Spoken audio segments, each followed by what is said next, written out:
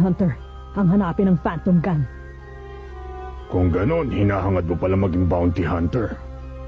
Siguro naman alam mo na ang Phantom Gun ay may Class A bounty. Kahit ang mga pinakabiyasang hunter hindi sila magalaw, masasayang lang ang buhay mo pag tinarget mo sila. Hindi pagkamatay ang kinatatakutan ko, kundi ang posibilidad na maaaring sa paglipas ng panahon, ang galit sa puso ko ay unti-unting mawala ng alab. Sa madaling salita, gusto mo lang pala ay maghigante. Bakit ka nandito? Kailangan mo pa bang maging hunter para lang gawin ang bagay na yon? Sa lahat ng narinig kong lumabas sa bibig mo, Leorio, yan na sigurong pinakawalang kwenta. Sabi ng Mr. Leorio eh! Mga lugar na walang ibang may access kundi hunters. Huh? Mga sikretong impormasyon. At iba pang kalamangan. Siguro nga sadyang hindi talaga kayang iproseso ng mahina mong utak ang mga dahilang yun. Ginoong Leorio! Kayo po, ano po ba ang dahilan at gusto niyo maging hunter? Ako ba? Simple lang naman ang dahilan ko. Gusto ko ng pera. Kahit anong gusto mo, pwede mapatayo pag may tatong ka! Sarili kong palasyo! Magarang kotse! Mamahaling anak! Yeah! Sayang lang hindi nabibili ng perang delikadesa, Leorio.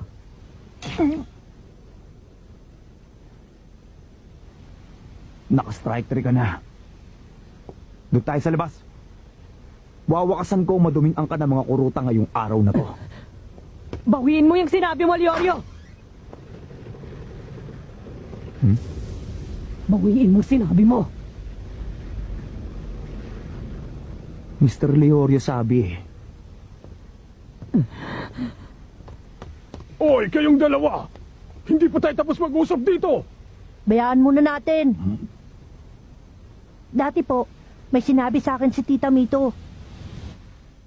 Kung gusto mo talagang makilala ang isang tao, dapat mo munang unawain kung ano-anong dahilan ng mga ikinagagalit nila. Napaka-importante pong maunawaan nilang dalawa kung bakit sila nagagalit sa isa't isa. Kailangan nilang harapin yun, kaya pabayaan na muna natin sila. Kapitan! Doon! Tingnan niyo po!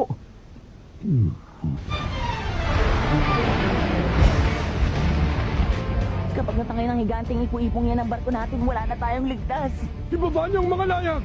Apo, sama ako! Tutulong ako! Sige, sumunod ka sa akin. Doon ka! Ako nang bahala dito! Opo! Todo liko sa kanon!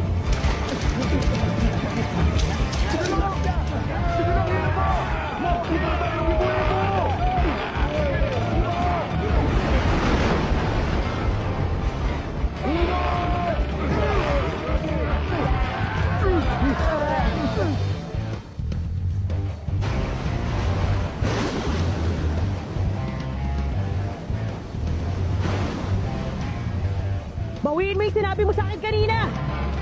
Bawiin mo ngayon din at patatawarin kita, Leorio! Ang tigas din talaga ng ulo mo, no? Ikaw ang unang nang bastos sa akin. Kung akala mong aatras ako, pag mali ka! Walang sisihan.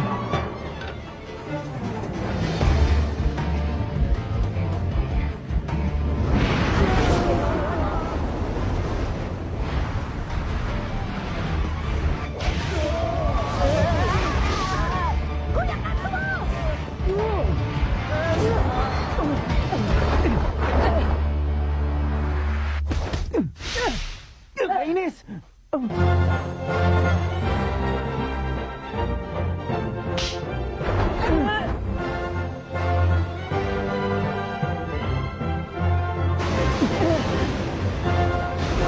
Sabag natin nilahin! Ngayon na!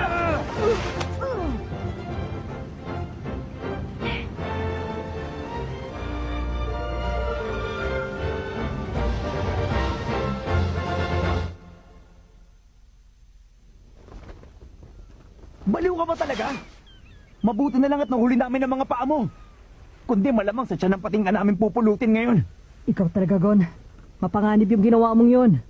Pero okay naman ang kinalabasan, di ba? Oo. Nahuli niyo ako. Sabay na sabay pa nga kayo eh. Oo nga, pero kahit na. Gon! Huh?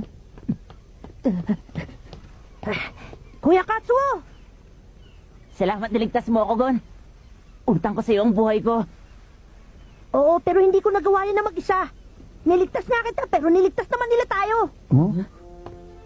Maraming salamat po sa inyo. Wala yun, no? Huwag ka nang magpasalamat.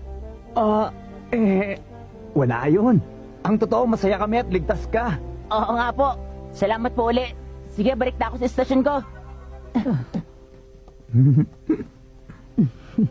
Ano na naman? Inamin kong bastos yung ginawa ko. Pasensya ka na sa akin, ha, Mr. Leorio. Ha? Bigla nagbagong ihip ng hangin. Masyadong formal. Ang sagwa, ibalik mo na lang sa Leorio. Pasensya ka na rin sa ginawa ko. Binabawi ko na lahat ng masasamang sinabi ko tungkol sa'yo. Di ko naman sinasadya eh. Okay lang, kalimutan mo na yun.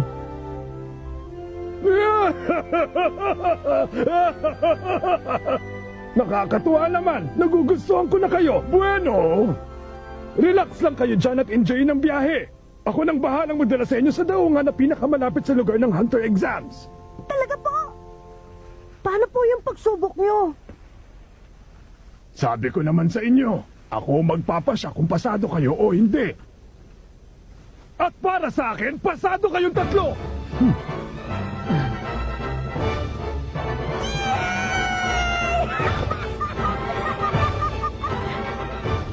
At dito na nagsisimula ang pakikipagsapalaran ni God upang maging hunter tulad ng kanyang ama.